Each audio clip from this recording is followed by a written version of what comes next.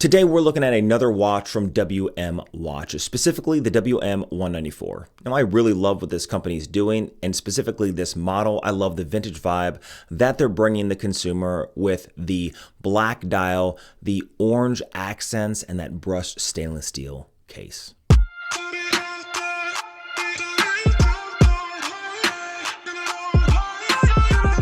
Welcome back to the channel. I'm Chase, and this is all things random, mostly watch reviews with some random stuff sprinkled in between. Guys, I own Chase Straps, premium watch strap company, chasestraps.com.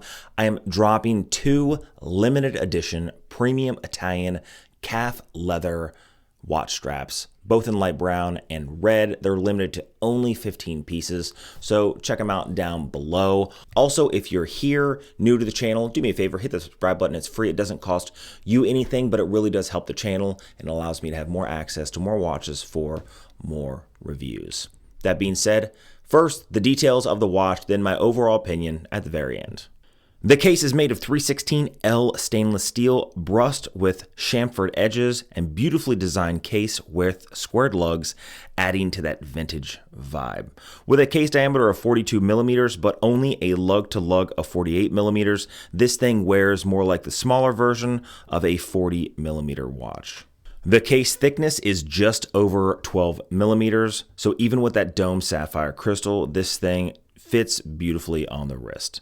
The lug width or the strap diameter is 20 millimeters, so you can toss any chase strap on this watch to level up your classiness. But the bracelet itself is actually pretty good and pretty nicely done. It's a 3-linked bracelet with brushing, tapering slightly to a fully milled double pusher clasp with 6 levels of micro adjustment.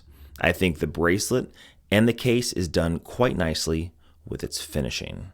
The crown is screw-down crown, with this watch having 200 meters of water resistance, so it is a proper dive watch with a beautiful vintage aesthetic. 120 click unidirectional bezel is done with orange, matching the orange minute ring around that dial.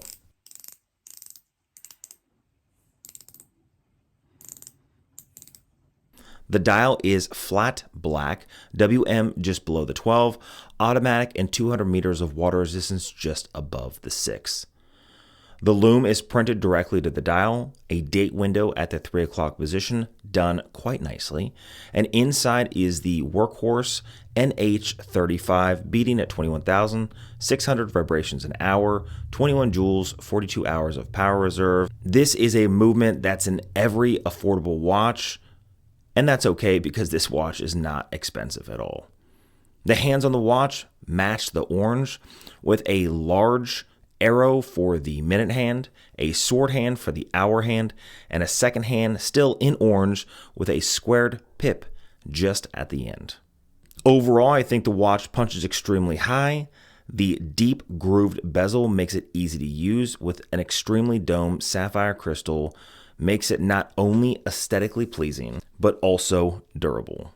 The 316L stainless steel, to me, is done quite nicely when it comes to the finishing, and I just love the overall materials that they put into this watch. This watch, again, is on the affordable end, and not only is it on the affordable end, but again, it does punch a lot higher than most watches at the price point. It has a domed sapphire crystal that's very domed and offers great distortion as you move the watch to the side. Not just that, but they could have saved money using a single level of finishing instead of multi-level finishing on the watch case. So they could have done all brushed or all polished. It would have saved them a dime. Instead, they chose to use 2 different types, which is brushed along the side with, again, those high polished chamfered edges, just giving a nice pop to the eye. I also think the bracelet is done quite nicely. It has a nice taper, and I love the fact that they use a proper milled double pusher clasp, and there's 6 levels of micro adjustment. Yes, it's not on the fly, but there's enough micro adjustment that you can fit it to every wrist at any time. And if you need to do a micro adjustment on the fly, you can always use something like a paper clip to adjust that spring bar within.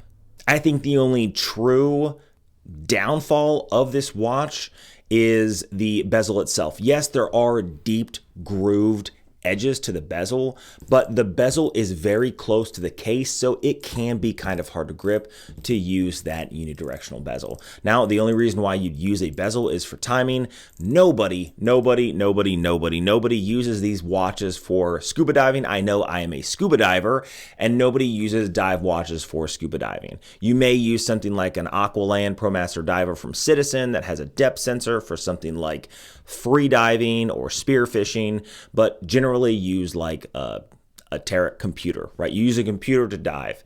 That being said, it having a bezel that is hard to grip isn't the worst thing in the world, because I've handled bezels on watches that are thousands of dollars that are far, far harder to grip, and that's ridiculous for something so expensive. Now, one of the things that I truly do love about this watch that I think they did pretty dang good is the fact that they are kind of hopping on the vintage aesthetic of the squared lugs, but also bringing you something that almost looks like it has an integrated bracelet. Because it has short squared lugs that jut down into that bracelet, it almost looks like it has an integrated bracelet. But with a standard lug width of 20 millimeters, you can toss any strap on it.